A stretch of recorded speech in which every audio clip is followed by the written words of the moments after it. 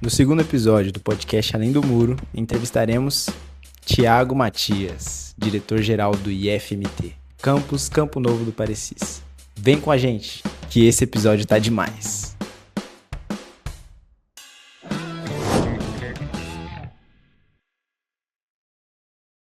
Bom dia, boa tarde, boa noite, queridos telespectadores do podcast Além do Muro. Estamos aqui com o nosso segundo episódio, tendo a honra de receber o nosso querido diretor-geral do Campus Campo Novo IFMT, Thiago Matias. E a gente já vai começar com a nossa querida primeira pergunta.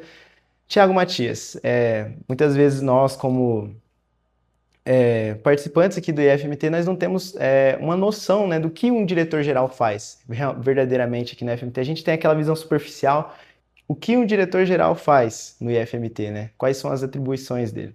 Everson, muito bom estar aqui nesse segundo episódio desse projeto, né, coordenado aí pelo professor Vinícius, que tem você como apresentadora. Já tive a honra de assistir o primeiro e fiquei muito feliz de ser convidado também para compartilhar um pouco da minha história e também, né, como você já fez nessa primeira pergunta, um pouco da função da direção geral.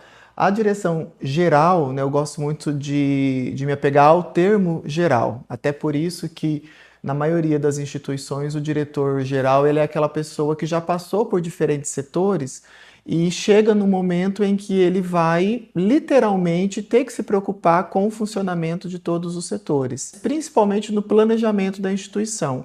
Cuidar para que todas as demandas de todos os setores, literalmente, sejam ouvidas e a partir, né, desse ouvir, sejam planejadas e executadas de forma que a instituição siga funcionando naquilo que já vem dado certo e aquilo que precisa ser melhorado.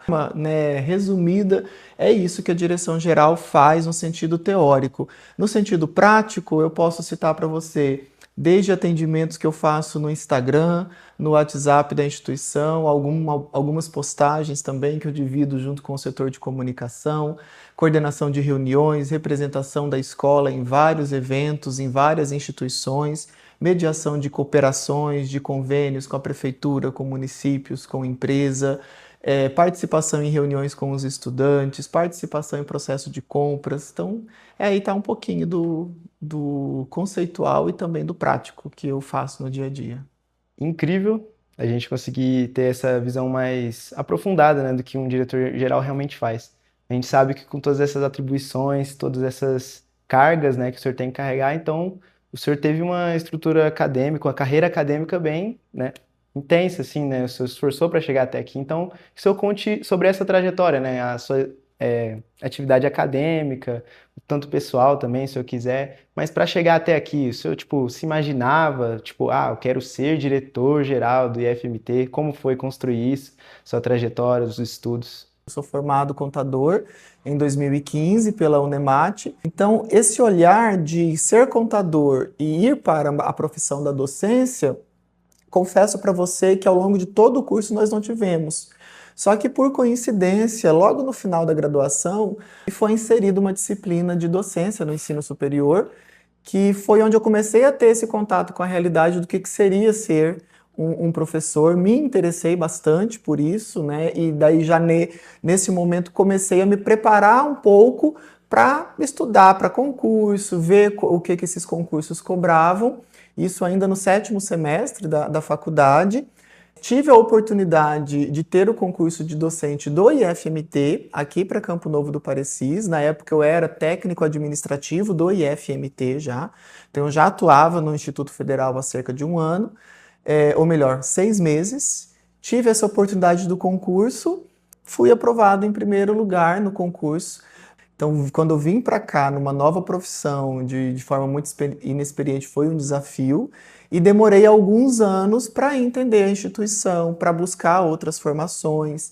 E eu posso destacar que já dentro da carreira de professor, eu acho que isso, independente de qualquer carreira que você esteja, é o que vai fazer a diferença para que você evolua enquanto ser humano e também a carreira. É você entender a instituição, né, estar ciente de que você faz parte de um projeto que é maior do que você entrou numa instituição que já tem princípios, que já tem pessoas que estão ali, né, que têm uma história, e a partir do momento que você entende, para além da função específica que você exerce, você vai em busca de participar, né, da instituição. Nós aqui, o IFMT é uma instituição muito dinâmica, o que não falta é evento, o que não falta são projetos, e eu fui tentando me inserir no máximo de coisas possíveis, e isso foi me abrindo portas, isso foi me dando acessos e experiências que me permitiram, né, a médio prazo, a buscar um mestrado, a buscar uma especialização, porque como eu já era contador, eu queria ter uma experiência também na área da educação.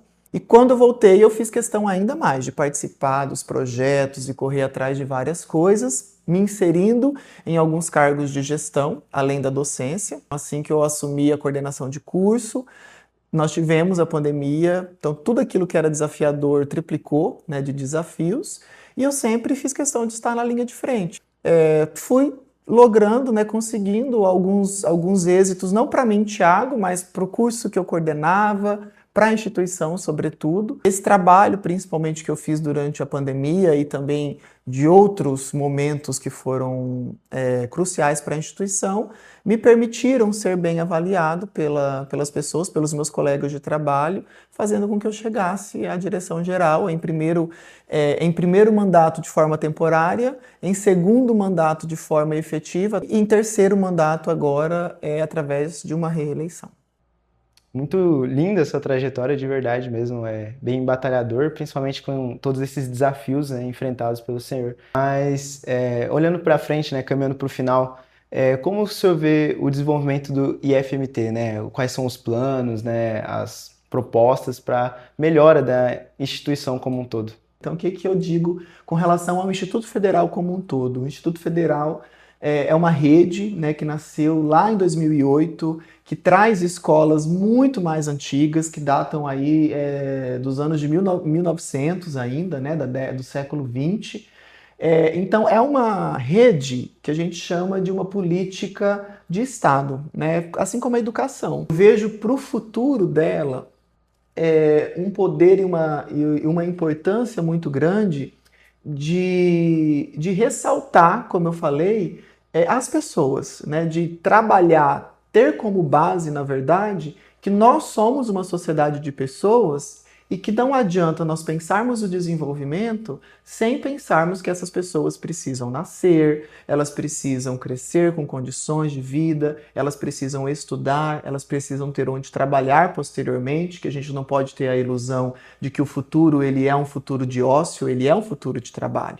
Então o futuro ele vai existir e eu vejo na educação esse papel hoje às vezes até de contraponto à opinião e até umas políticas de governo de que ignoram as pessoas. A gente precisa cobrar dos nossos governantes, porque eu vejo que a educação faz isso muito bem, que eles lembrem que nós somos pessoas. Então, não esqueça disso, né? Olhe lá para o que a pessoa está precisando. Eu vejo o IFMT como uma instituição que vai crescer muito, está crescendo, na verdade, nos próximos anos. Só que, paralelamente a isso, o que eu vejo do outro lado que me preocupa? Eu vejo um desalento das pessoas.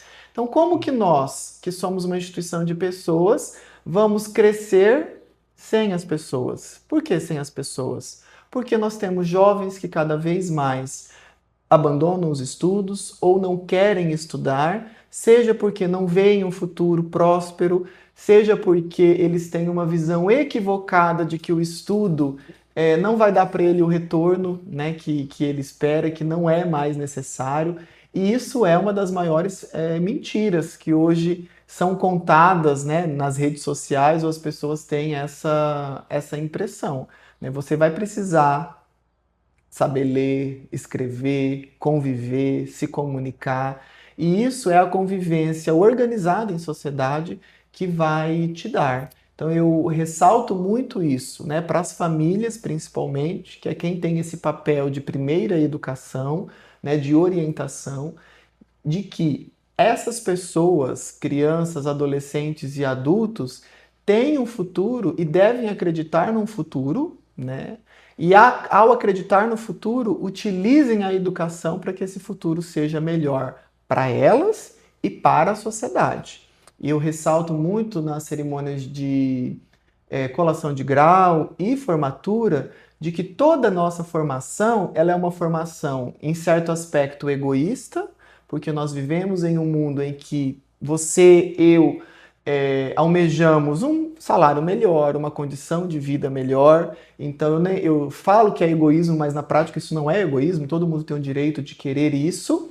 Só que num cenário de competição, num cenário de ódio, num cenário de polarização, esse egoísmo extremo faz com que você esqueça que do outro lado tenha pessoas, e se não tiver a pessoa do outro lado que tenha as mesmas condições de vida, as mesmas condições de trabalho, a sua vida também não vai existir, né? A sua vida depende da vida em sociedade. Então eu vejo a educação com esse papel extremamente relevante na nossa história que vai seguir independentemente desses pequenos apocalipses de redes sociais, de polarização.